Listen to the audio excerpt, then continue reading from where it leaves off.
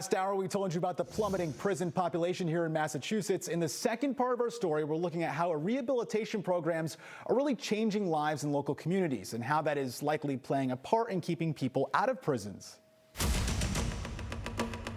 Ben Foreman is research director at Mass Inc., a public policy organization based in Beacon Hill that recently released a study looking at falling incarceration rates after 2018's sweeping criminal justice reform in Massachusetts. We found that most people who are going to prison in Massachusetts have been there several times before.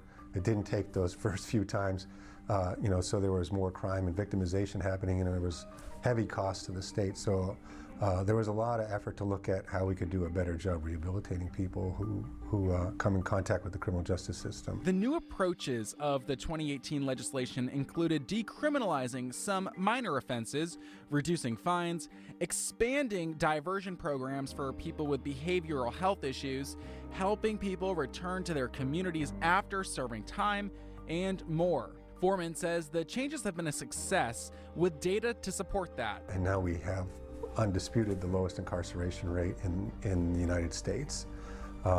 We also have significantly lower crime. Nationally, the violent crime rate held steady from 2012 to 2022, according to FBI data.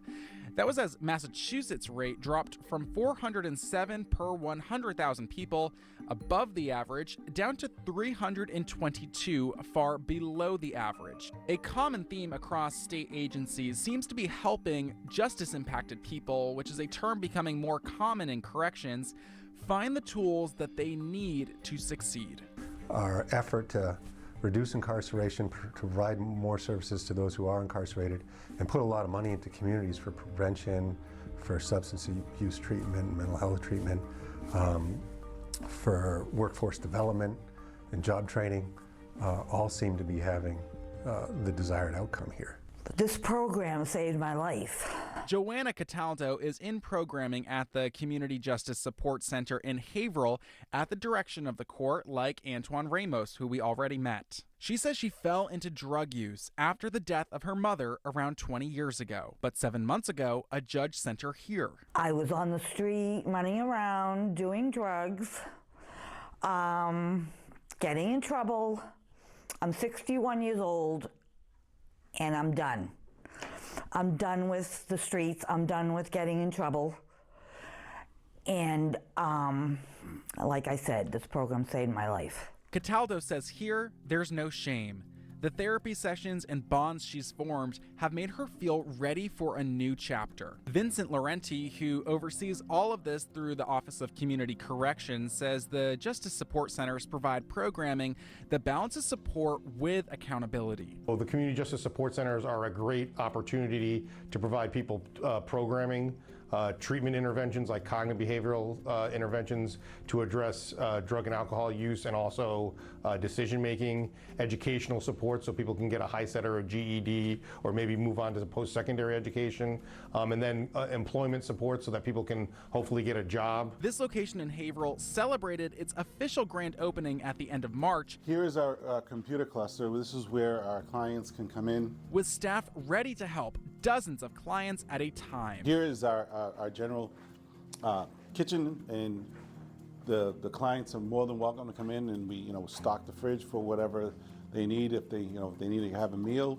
provide that for them here. We can use resources like what we have here to help people truly habilitate and rehabilitate, rather than again placing people in secure facilities where they're not maybe necessarily making the progress that they could make if they stayed in the community and kept those connections that they need to have in the community intact. Clients just like Ramos, who's had time to self-reflect and work through trauma from his past. After this, I do see me going back into the community, doing motivational speaking, talking to people, talking to the youth, and helping them navigate, because that's what I needed, and I would have wanted someone to help me, but now I got people to help me.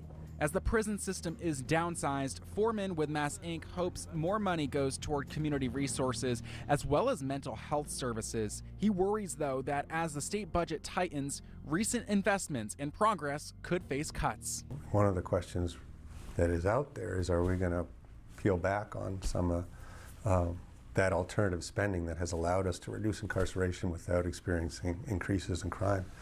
And those kinds of budget items are the ones that have often been cut disproportionately in tighter fiscal times. The closing of MCI Concord is expected to save the state around $16 million per year and also avoids nearly $200 million in capital projects that would have been needed to upkeep the aging prison. I'm Matt Fortin. And the closing of MCI Concord is expected to save the state around $16 million per year and also avoids nearly $200 million in capital projects that would have been needed to upkeep the aging prison. Don't go anywhere. Still